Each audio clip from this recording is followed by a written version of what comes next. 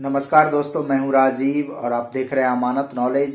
दोस्तों, आज हम जानकारी प्राप्त करेंगे कि मामा ने मेरी माँ को जमीन दान में दिया और फिर मेरी माँ ने मुझे जमीन दान में दिया। तो क्या ऐसे जमीन का दाखिल खारिज करवा सकते हैं? तो दोस्तों, इसी को जानेंगे और जानने से पहले आप हमारे चैनल पर नए हैं तो चैनल को सब्सक्राइब कर दीजिए और बेल आइकन प्रेस कर दीजिए, क्योंकि जमीन संबंधित नॉलेजेबल वीडियो मैं आपके लिए लाता रहता हूं। चलिए आगे जानकारी प्राप्त करते हैं। तो दोस्तों, इस तरह की बात है कि कोई जमीन है और वह जमीन मेरे मामा जी ने अपनी बहन मतलब मेरी माँ को गिफ्ट में दिया, दान में दिया, ठीक है। और फिर मेरी माँ ने उस जमीन को मेरे नाम दान कर दिया, मतलब मुझे दान में मेरी माँ ने दिया। और ऐसे जमीन को हम चाहते हैं कि दाखिल खारिज करवा लें। तो ये कैसे हो सकता है? तो दोस्तों, यह संभव है, लेकिन इसकी क्या प्रक्रिया है, चलिए उसको जानते हैं।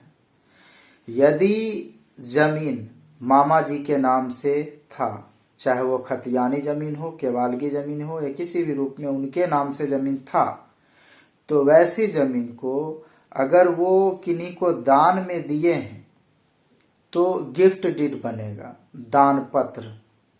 दान पत्र उस तरह का जिसमें कि रजिस्ट्री चार्ज लगा हो, मतलब रजिस्ट्री ऑफिस से गिफ्ट डीड बना हो। तो उस तरह से जैसे मान लीजिए कि मामा ने अपनी बहन मतलब मेरी माँ के नाम से किया, तो वो किए गिफ्ट डीड। तो गिफ्ट डीड पेपर होना चाहिए, मतलब उसकी रजिस्ट्री होनी चाहिए। अगर वहीं से रजिस्ट्री हो चुका है, मतलब यूं कहे तो डायरेक्ट मामा की बहन मतलब मेरी माँ के नाम से ही गिफ्ट डीड बन चुका हो, तो वहीं से उनके नाम पर दाखिल खारिज हो सकता है उसके आधार पर।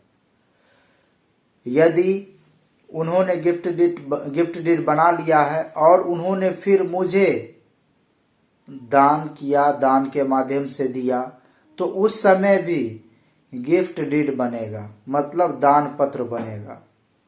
और वह दान पत्र मतलब गिफ्ट डीड रजिस्ट्री ऑफिस के थ्रू बनना चाहिए, जिसमें कि रजिस्ट्रेशन होता है उसका और रजिस्ट्री चार्ज लगता है।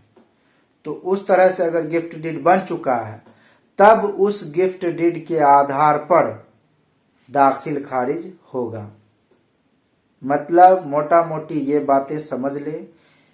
गिफ्ट डीड मतलब दान पत्र के जरिए कोई भी जमीन किसी को दे रहा है, तो वो गिफ्ट डीड जो बन रहा है वह रजिस्ट्री ऑफिस से बनना चाहिए, जिसमें कि रजिस्ट्री शुल्क जो होता है वो आप पे कर चुके होंगे।